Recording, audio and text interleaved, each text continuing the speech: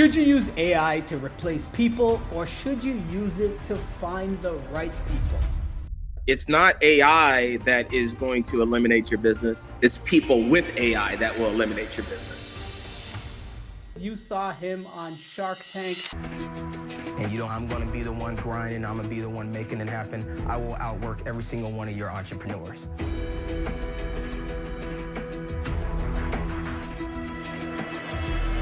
You know what? Let's go. Awesome. Good deal. Right decision. Good work. Appreciate it, man. Congratulations. Thank you. Thank you. Thank you, guys. Congratulations. I built it over 11 patents. The first one was the rapid ramen cooker. Over the last 10 months, man, we've already hit 1.7 in ARR. I had a company that was 124 people, and now it's 13 and filled with technology. And I programmed the AI to do exactly that. It matched and then exceeded my top performers. We are getting 400 interviews booked per week.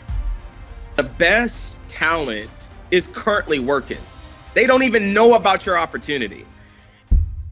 My mantra is,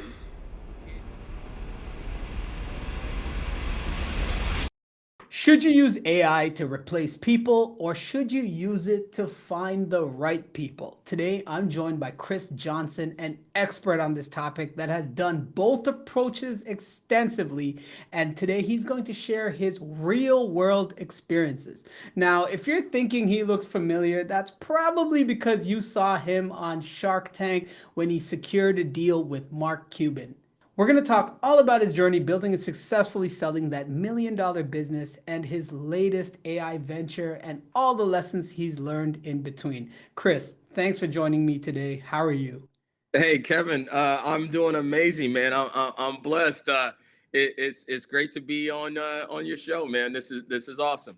Perfect, man. Again, thank you for joining us. Can't wait to everything we're going to dive into. In fact, before we jump into talking about hiring people versus using AI tools or agents, could you give the audience just a quick introduction of who you are and why you're able to speak to this topic with so much authority? Absolutely, man. Absolutely. Yeah, no, it's especially in the times right now, there's two sides of the whole journey, whether it's AI and building agents in a team or building a world-class team. And I've definitely done them both. So quick background on me. I built a consumer products company. A lot of people recognize me on Shark Tank. I built it over 11 patents. The first one was the rapid ramen cooker, the world's fastest and easiest way to make ramen noodles. And then I built a rapid mac cooker. And so I was in over 50,000 retail doors, #1 bestseller on Amazon. And in 2023, I sold that company. I sold the ramen cooker to the mac cooker to the biggest producer of mac and cheese. So if you've seen Great Value mac and cheese, that's who I sold that to. And then I sold the balance of the brand to a major Amazon company. So it's still on Amazon right now, the Rapid Ramen. So I built and I sold that in 2023. But I had always had a talent acquisition company.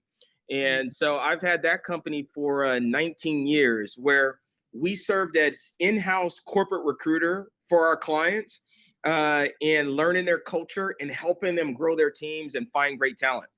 And about a year ago, well, under a year, so about 10 months ago, I saw technology, evolving in the whole nine. And so I made a courageous choice to pivot our talent acquisition company to a AI technology company. And over the last 10 months, man, we've already hit 1.7 in ARR. We did that in 7 months for a technology company. And I had a company that was 124 people, and now it's 13 and filled with technology. So that is a little bit of the journey. You're a humble guy, but you can say the word 1.7 million, because someone be like 1.7 what? No, 100%. You know what? And it's funny. I'll tell you the truth, Kevin. I didn't know that was significant because I had built companies that had significantly more revenue But my tech friends were like, wait a minute, Yeah. a tech company that is already having that much ARR in 7 months is unheard of. And I'm 1 month from profitability. And so you don't know what you don't know. Like, that's why I say proximity is so important, that I leaned into this pivot because it was my proximities that says, hey, you're on to something, man. This is huge. Because I was actually embarrassed by the 1.7. And it's just really of like understanding perspective. Like, I went from kind of like, man, this is not doing great, to like, oh my gosh, I'm winning. And so, yeah, that is, I think that's a really key thing, is the impacts of perspective and proximity. Yeah, definitely. And I mean, I would echo that sentiment, having being in the SaaS world. I've run a parallel life. I've been a leader in many SaaS companies, and yeah, definitely, you don't see that. You often see a company or a founder bootstrapping, and their growth is modest, and Yeah, they're profitable from maybe within the first few months, but it's very, very modest growth. Or yeah. you see people take on big investment, but they don't break even for years. I mean, there's companies like, you all know the names, where their entire business model is never breaking even, and they just keep raising more money, right? I mean, I don't want to take us down that road, but Yeah, yeah, yeah, yeah.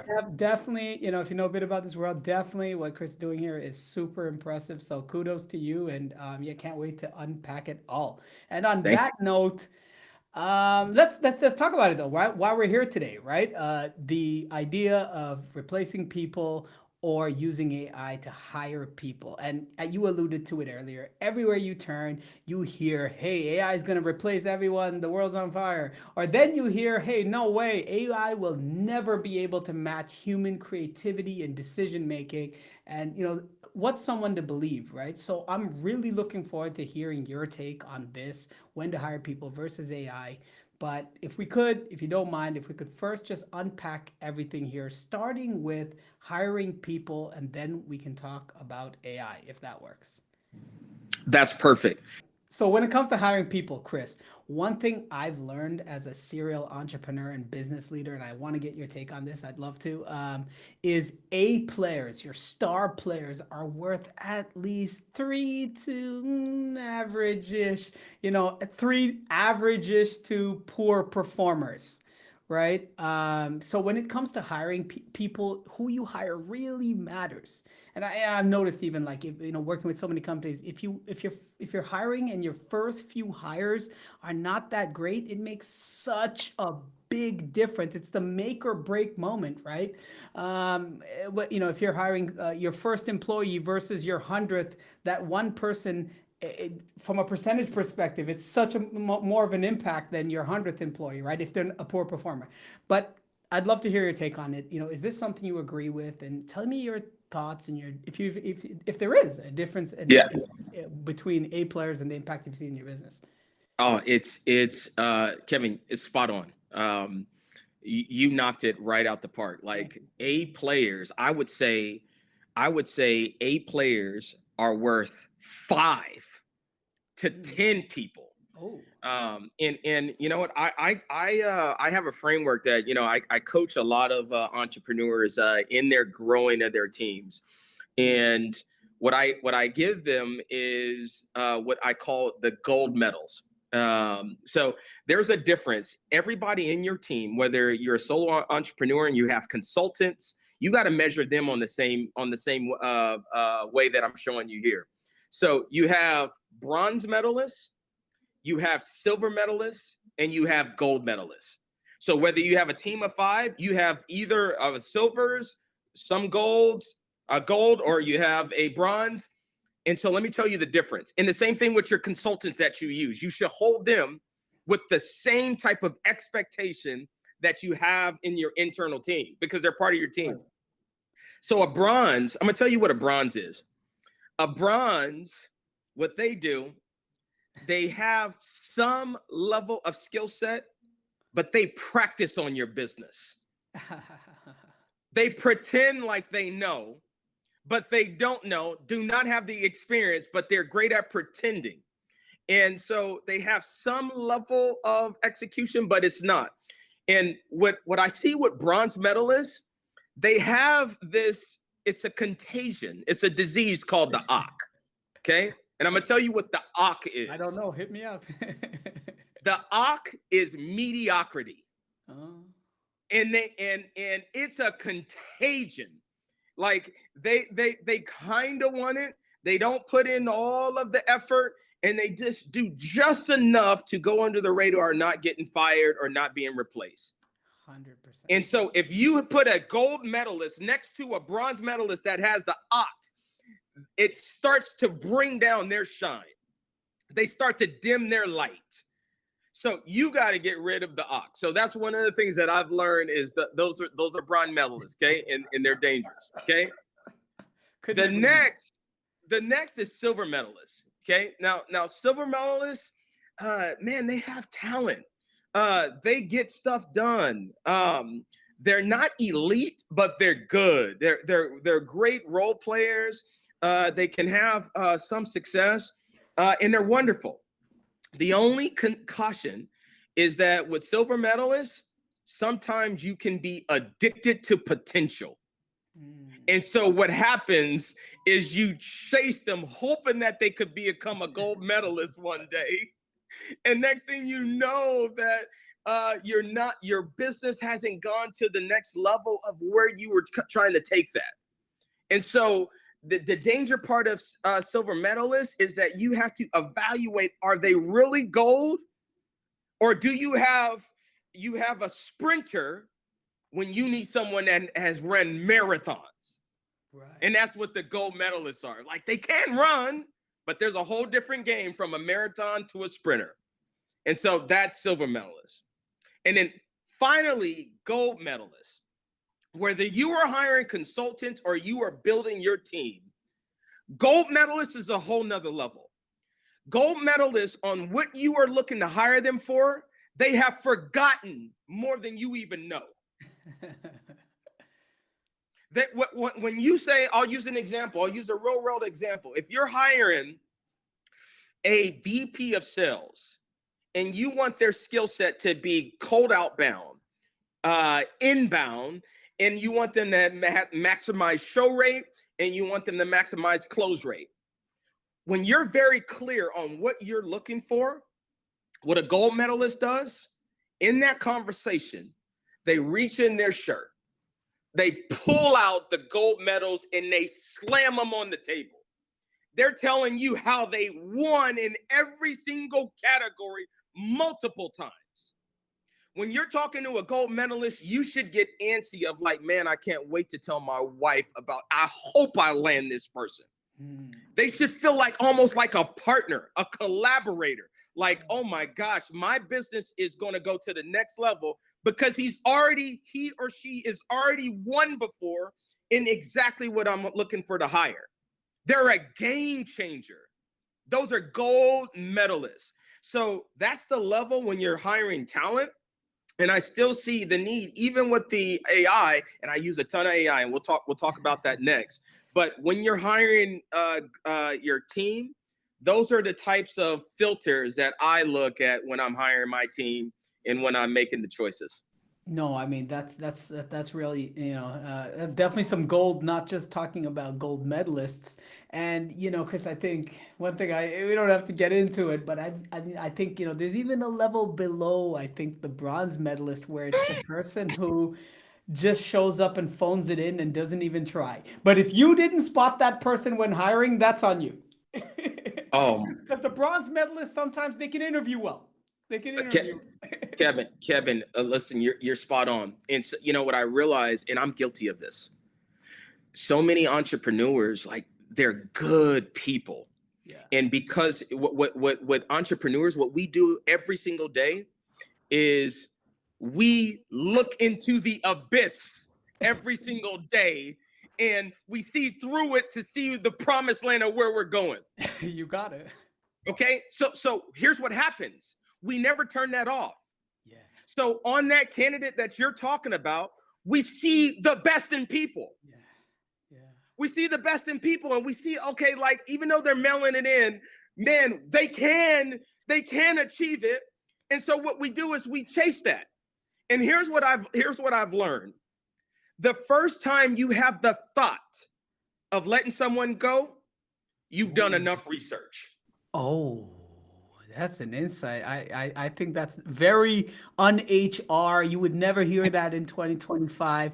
But I think as soon as you said that, it clicked. It's like, well, obviously, because you're the only thing you can now do is talk yourself out of what you already know. That's 1,000%. 1,000%.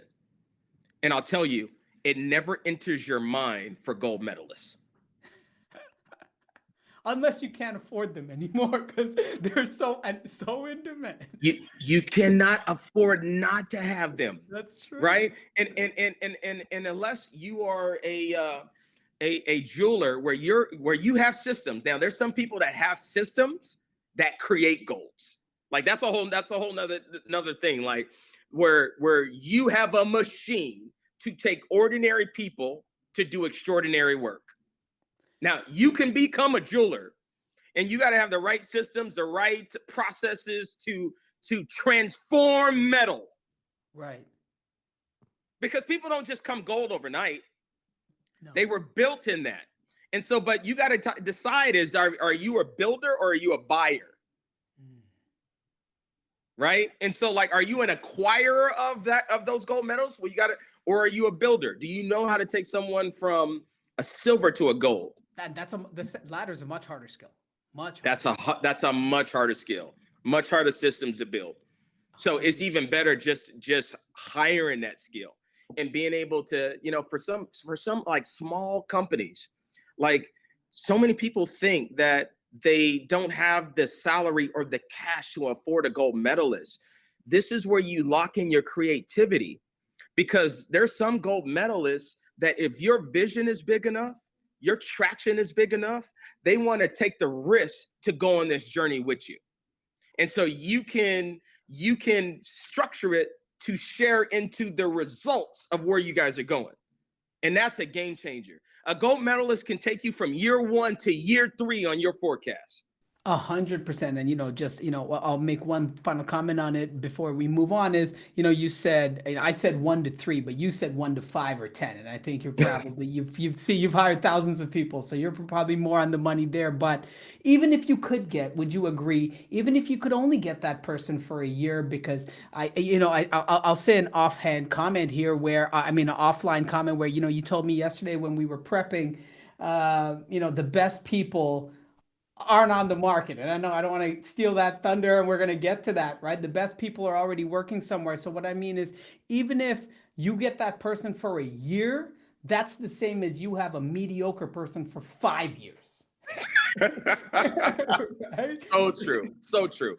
Absolutely. Totally agree with that. So, because I think that's a great segue though. Look, I think we all have the intention. Everybody has the intention to hire the best people and find A players. Like, I think that's obvious. I think we all know that.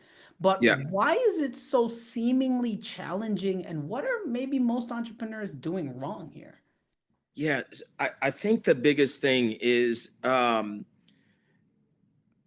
fishing in the wrong pond.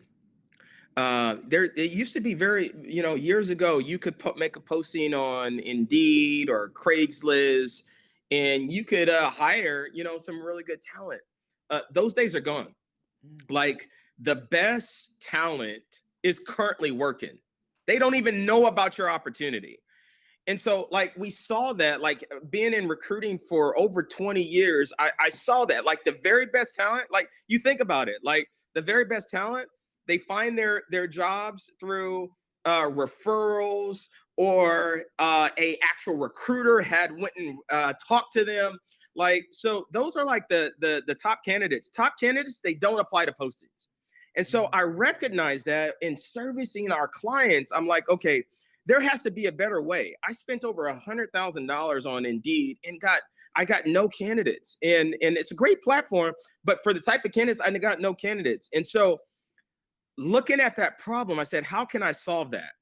And so I built a passive candidate process that can get a company direct access to A players that are currently working, but are open to hearing about new opportunities. And so I built our whole technology on that, and that solves a problem. Like my clients are coming on when I onboard them. They're interviewing 8 players 3 days after being on the platform. Wow. This unheard of when they were looking at just getting an interview took some three to 6 months. And so that's where I knew I had something there as solving that problem. And that's what our technology does. It has companies and entrepreneurs where they can turn on our system and in days they're interviewing top 8 players.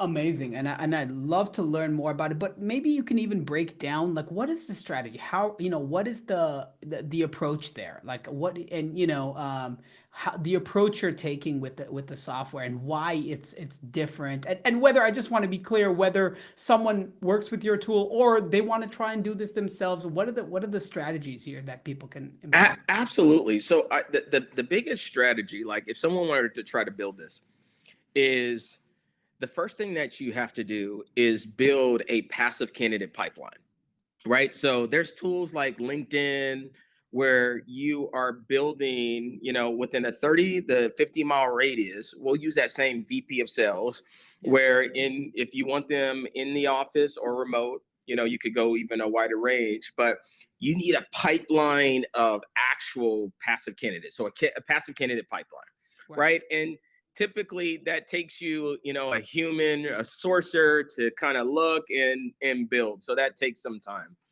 The next thing is after you have the passive candidate pipeline, you need an actual candidate prospecting engine. So once you have this list of 200 people, now you need an engine, whether it's you or someone else, that's actually reaching out to those candidates to see if they're open to hearing about the opportunity. Now you got to figure out the actual right things to say.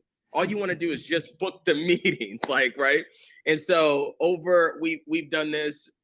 Now we're approaching over 1 million candidates that we've had these reach outs to.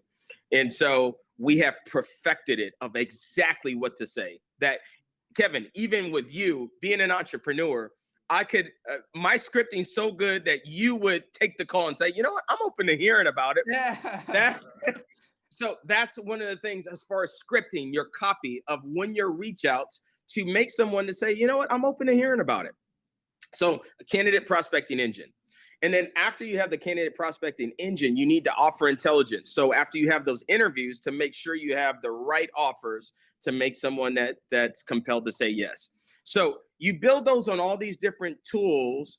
And next thing you know, instead of posting and hoping, now you have an actual recruiting system that is going after passive candidates that are open to hearing about new opportunities. And so that's the long way to do it. And we just built a technology to do that in minutes and seconds instead of having to do all those things. Oh, yeah, that sounds amazing. And, even just thinking about my own experiences prior to running this channel, I've been the head of marketing director level for various software companies, and not to toot my own horn, but in my last few roles, recruiters reached out to me. I didn't even apply. Right. And to be candid, and they would pitch me with opportunities, and to your point, I won't go so far as to call myself an A player, but they were reaching out to me. So yes, but I think, touching on your point, I think about systems and messaging. I think there's a different tact to talking to people who are currently employed and how you can get them excited about your company and the opportunity. And, it's more exploratory. And I think that's different from assuming someone applied for a job. And it sounds like that's some of the expertise your system includes. You nailed it right on the head. That's a game changer. Like, these are exploratory calls. And I want to also make a key distinction.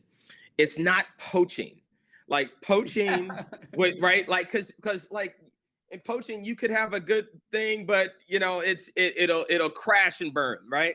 So poaching is reaching out to a candidate. They tell you no, hey, I'm happy here, but you say, hey, but you don't know if the grass is greener, and you do a full court press to like pull them out of the organization. If someone tells me, hey, no, I'm happy here, awesome, okay, well, congrats on that, continued success with you, right? Those are not the ones you want to hire because they'll leave you. But the ones that you'll find is like when you reach out to them and they say, you know what, actually, I'm open to hearing about a new opportunity. I'm actually interviewing next Thursday. We just got acquired. The culture's changed a bit, and I'm ready to do something new. Right? Okay, right? You've been there. Those are the ones. Guess what? Those are A players that don't apply to postings. And so that's who you want to be able to attract. And those are only silver and gold medalists. The bronze medalists, they apply to postings. Yeah, I mean, this is, I think this is some real talk where, Yeah. you know, where a lot of people won't say these things so plainly. Yeah. So I appreciate you kind of illuminating things that I've even personally experienced myself. So I love hearing your, you know, kind of just synthesized perspective on it. So we've talked a lot about hiring the right people. And like you said, whether that's a freelancer you're hiring, a contractor, or a full-time person, Yeah. it's still finding the right person, and the principles apply either way. But let's talk about the other way. You know, I know you've also gone the other way and leveraged AI significantly instead of hiring people. So Yes. through that whole journey. Well, I'll tell you, like, it was deploying the playbook that I mentioned as far as, you know, bronze, silver, and gold. And I was building my company. Like, we were growing 3,100%. This is my talent acquisition company, because there were so many companies that needed help with hiring. And so it made us grow. Like, we went from 4 to 124 people, like in 11 months. Like, it was crazy. And then what I started to see is I was looking at the performance. There's variances of performance. You had some that are killing it. And I'll just use like the outbound team that actually would make those calls to candidates, right? You have some that are crushing it. They're setting 40 interviews per week.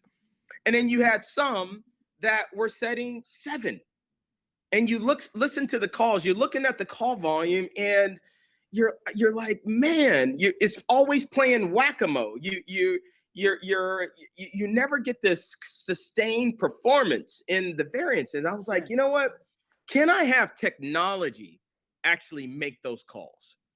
And so, Kevin, I went in, and it was just a test, because I was like, I wanted to scale for my clients, because, you know, I want to be able to keep up. And so we invested, you know, quite a bit as far as in conversational AI, and we started to build it internally ourselves. And what I found is, what I did is I took my very best. I listened to their calls. I listened how they went off script. I listened to their rebuttals, and I programmed the AI to do exactly that. And I was hoping that, okay, man, if it could just do enough to replace, you know, the bottom, that'd be great. Like, what happened, it matched and then exceeded my top performers. Wow. And I'm telling you, it was indistinguishable. And so, and if you want, Kevin, I can also play a call for you of like, let's okay, do it. okay. All right. So I'll tee this up for you. Please. The key thing on actually making a call is understanding that all I want to do is set the meeting. I want to just get the interview. I want to reach out to see if they're interested in opportunity. If they say yes, then I'll go ahead and book them for an interview, right? And so what you're going to see is that I love playing this call, because when we initially started to build our technology, background noise would kill the conversation. Like the AI would go crazy. So what you're going to hear right now is the AI reaching out to a candidate at work. You'll hear background noise at that, and I'll go ahead and play this call. Amazing. Let's do it. Hello? Hi, Gina. This is Sophie with TJG Associates. How are you today? Good, and you? I'm doing great. Thanks for asking. I was just reaching out because we had an opportunity open and came across your profile on LinkedIn. We were really impressed with your experience. Would you be available for a quick 10-minute call to hear more about it? Maybe later today or after work? After work. I'm actually on my lunch right now. Perfect. Just to confirm, are you in the Pacific time zone? If so, I can suggest a couple of times for later today. Yeah, after 6 is perfect. Great. How about today at either 6:45 p.m. or 7:15 p.m. Pacific time? Do either of those work for you? Yes, that's perfect. 6:50. I mean 6:45. Sorry. Perfect. I've got you down for 6:45 p.m. Pacific time today. Is this the best number to call you back on? Yes. Awesome. So you can expect a call from my director at 6:45 p.m. It will be no more than 5 to 10 minutes of your time. Okay? Thank you so much. You're welcome, Gina. I hope you enjoy the rest of your day. Talk to you soon. You too. Bye-bye. So that was the AI call. Sick. That was pretty sick. And you know what I love about that is I think it's such an untapped market because it's not a sale. People aren't used to getting a lot of calls like that, right? And so they're open to hearing about it because it benefits them. It's not like the, hey, can I sell you a website? 1,000%. And Kevin, here's the crazy thing, man. So we built this. Now I told you you have the prospecting, the candidate prospect list. We deployed the AI on that list. Do you know that we are getting 400 interviews booked per week? That's nuts. Per week. It That's is indistinguishable. The AI doesn't get sick. We started to run a night crew. We run our weekend crew. And so let me give you this. That team, I had a 50-person team making that call. I had 40 in the US. I had 10 in the Philippines, all making that call. And so when we introduced the AI and the AI started having success, you know how big that team is now? Tell me. 5 people. Wow. Okay.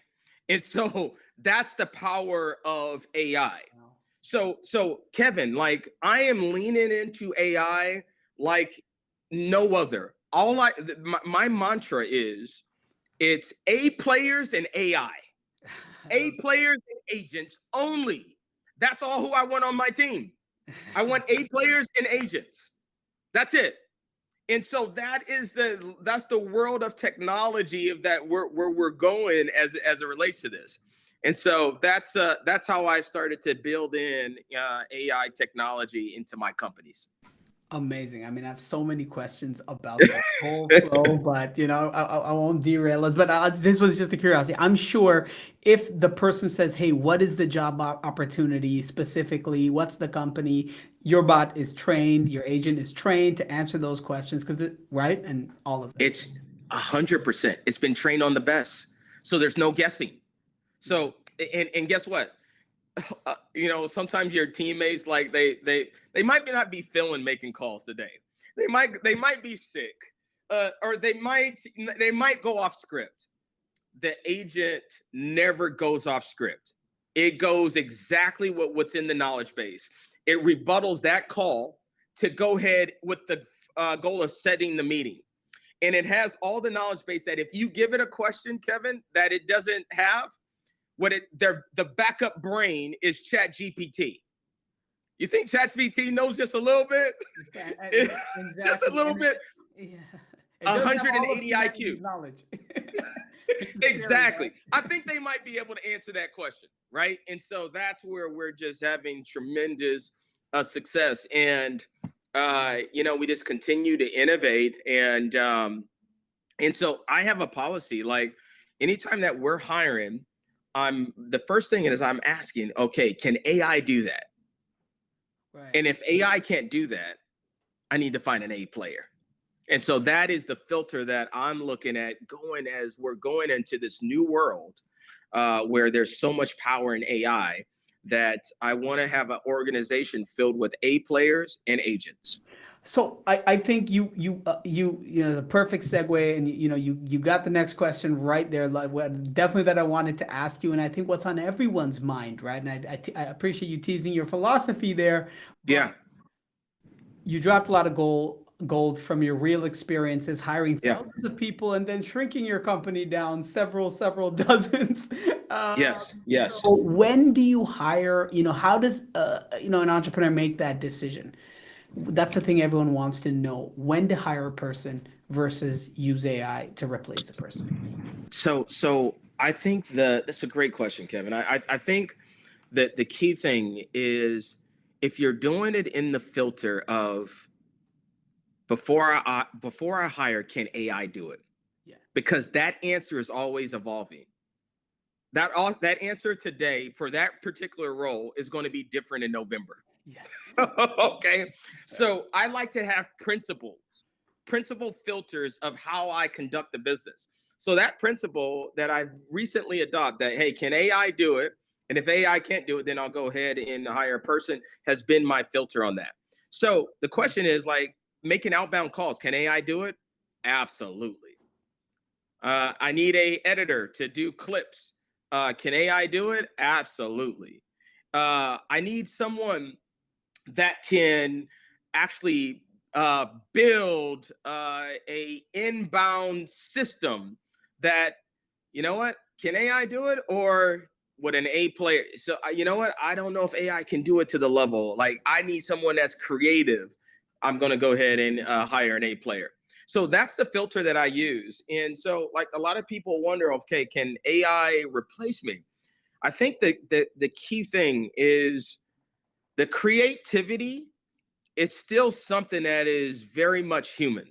Yeah. The idea of what to build, right? Like, the prompting AI is all creativity. And that's the variance of, where we're at. So you still need someone to do that, at least right now. And so that's how I make my decisions as far as my hiring decisions. And that's how I consult my clients, because we provide both. We provide you the technology to be able to hire the A player, and then we provide you the agentic strategy to go ahead and automate. And so that's the way that we provide it. I think it's not an either or, it's a both with that type of filter. Yeah, I love that. I love that, Chris. And even with the work I do, I build a lot of AI automations. People on the channel would know, for some of my clients, often I get the questions sometimes, yeah, but is this gonna do this as well as a human? And when we say a well as a human, a highly trained human, like an A player, right? Yeah, And, yeah, and it's interesting, Chris. The philosophy I always take here is, well, you could have, let's say, and to your point about the minimum, to the minimum standard you need, right, for it to be effective, right? If AI is correct, doing it at a 30% standard, that's not going to work. correct. Let's say you can get AI to a 70, 80% as good as a human, right? And I often tell them, well, let's look at it like this. You can have 70 to 80% effective with 0.00001% of the effort, or 100% effective with 100% of the effort. Mm, Right? So wow, yeah. yeah, I think there's, sometimes also, I think there's that perfect world where AI is doing it 95% as well. But I also think that, if there's something where volume or scale is making up for maybe some slight inefficiencies as much as a human, then, I personally found that alone is another kind of factor to consider. Spot on. I mean, absolutely spot on. Yeah. So Chris, I mean, everything you've said makes total sense. And I think you've talked about it before here, alluded to it here a few times, but how does someone do this easily and effectively in terms of hiring people or getting those AI agents in place to replace some of their tasks that they would get people involved in? I think it's so important, man, of collaborations, right? Like collaborating with A players. Like, I think so many people try to bootstrap execution. And I'm not talking about bootstrapping as it makes from financial. Sometimes we bootstrap trying to figure it out. Like, Kevin, if I'm going to start my own podcast, you've been doing this for several years. Should I try to just figure it out, or should I reach out to you of like collaborate, right? Of like, hey, I bet, do you have a coaching program that you can provide me that can stream? Like, that's the level. Like, there's so many shortcuts that you can be able to do with collaborating with the right people. And so, like, I think the first thing is become brilliant in a space that you're brilliant in, that you can, your brilliance shows off that you're a gold medalist. I'm a gold medalist when it comes to passive candidates and getting you access to A players. My technology, there's nothing like it. Like, I'm a gold medalist when it comes to that, right? And it's the same thing as far as building agentic strategies and all that. We're gold medalists in that. We're consumers of that. We've done it for ourselves.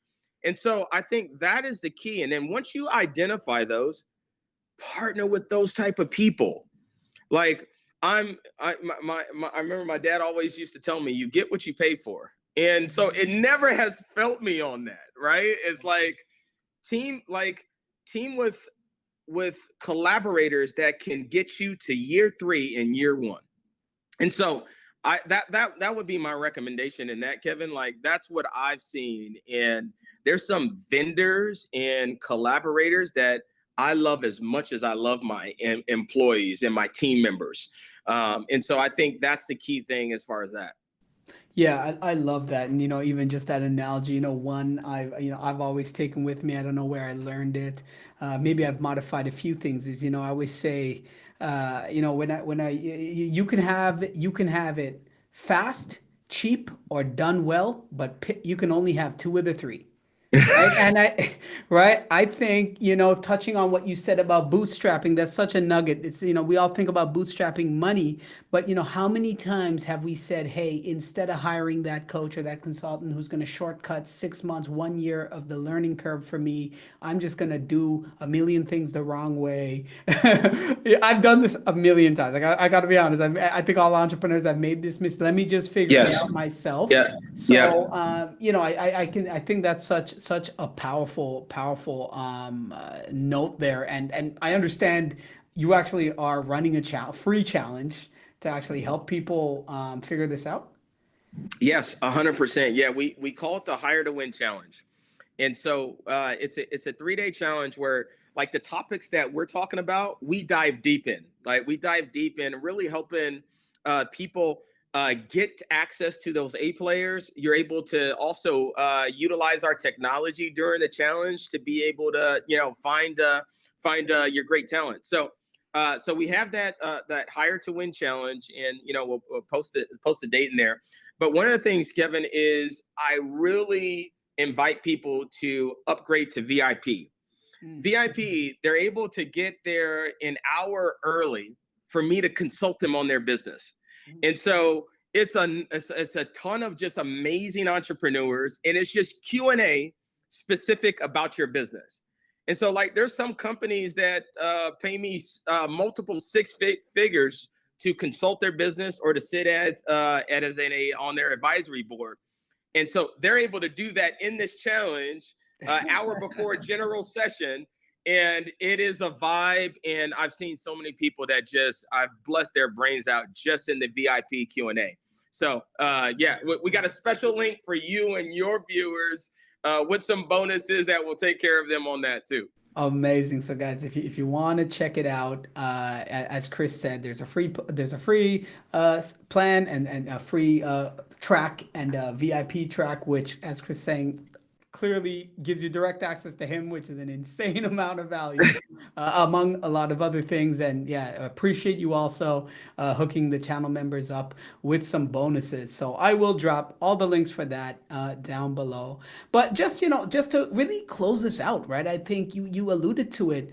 What makes sense to hire today will change in 6 months. Like I remember, like I use deep research every day. Yesterday, I was buying a new Lexus, and I'm like, I need to, I got white interiors, and I'm like, this is a bad idea. But so I wanted to get like a product to protect my seats. And so I used deep research, and it went and read like the entire internet and came back to me with, this is the product you need. Then I said, okay, here's my local store. Which of these 5 products do you guys have? And then, it went and found, does that store have? And it went and found it. So this is a personal example, but, that was impossible 6 months ago, right? Yeah, 1,000%. So, thinking about this, nobody has a crystal ball, but where do you see this going? And what I mean by this is, do you see a world where it's like, people versus AI, it's people working with AI? Where do you see this going, or what are some of the signals to watch? You know what? It's a great question, Kevin. I mean, I seen this a year ago when I started to build Passive Candidate Pro AI. And I think it's the cross section of you got to start adding your filters of the way that you go about building business. Yeah. And I think one thing that someone can adopt is that I think will serve us over this next 5 years of this change is making sure that you love on your A players and you're building agents and automation. Because if you don't, if you are one that's just employees only, it's not AI that is going to eliminate your business. It's people with AI that will eliminate your business. 100%. I mean, that's a bar right there. And so, like, For sure. it's no longer like I tell a lot of people that it's no longer that, man, this is cool. Like, you can do pictures, you can do video. No, no, no, no. This is as big. This is as big as the internet. Yeah, this is Like, this is like this you is a not game having changer. a smartphone. Come on, man. Like, it's a game changer. So like you have to start adopting these technologies. You have to start adding these functions, and it'll add to your creativity, and most importantly, it will grow your business. Like, that's one of the things that's the most satisfaction that I get is people that are using our technology. We had this one client in 5 months. They've hired 5 people on the platform, all senior and executive level. And it's a game changer. Like, a headhunter would have charged them $200,000 for that. And they're doing that at a fraction of the cost just using our technology. Like, that's a game changer for them. And so, like, start thinking about theirs. There's so many different platforms for whether it's recruiting, whether it's marketing, whether it's, like, start to play with AI every single day. And that would be my recommendation on that. Yeah, those are some great points, and I reflecting on everything we've talked about today, I think about it like this, exactly like how you were saying. I think there are times, people think that AI, whether it's, I think there's a good way to summarize a lot of what you're saying too. Is I think people have the concept, and it's people versus AI. There's no people versus, it's AI or people with AI. But AI is part of both. AI is part of both. Yes. Oh my gosh. Profound. 1,000%. Yeah, and 1,000%. and I think what makes that scary is, there are instances just like you shared where people are eliminating roles with AI. But you should be very concerned for the roles that don't get eliminated, because all that happened now is the bar got raised with AI. Like, because that person now is doing maybe 3x what they used to be able to do, because AI is their co-writer, is their personalized 24/7 assistant. So, whether you, use it for hiring and for building agents like Chris talked about, or whatever you're doing in your personal life, we would encourage you, if you're not using AI already, even in the simplest ways, to upgrade, to write better emails, to respond to things, to scan documents, to do anything, summarize things for you. You are falling behind because everyone else is. A 1,000%. At And least the silver medalists and up are. listen, 1,000%. And I'll share this final thing, Kevin, is that I'm one that was so bullish on human in building teams. I mean, but when I came into this office, we outgrew our previous office. I took the rights to the entire bottom floor of the building. Wow. Because my forecast said that, we're going to go to 124 to over 600 people. So think about that. That was only 24 months ago that I owned the entire rights to the bottom floor of the building. Kaiser is upstairs. I was building 1,000-person company. Like, that was my goal. And so here's the crazy part about AI and technology. My plans of seeing AI, I would have gotten disrupted with a human-only approach. Yes. Now that I have AI and A players, my approach has changed. Now that team is 13. And here's the crazy thing. In the last 7 months of building Passive Candidate Pro AI, and we're going to rebrand the technology as well, my valuation is higher than my service company of making that switch. Wow. That is the power of technology and AI. So I hope that encourages a lot of people, a lot of solopreneurs that, man, you can crush this. One hire can change your your organization.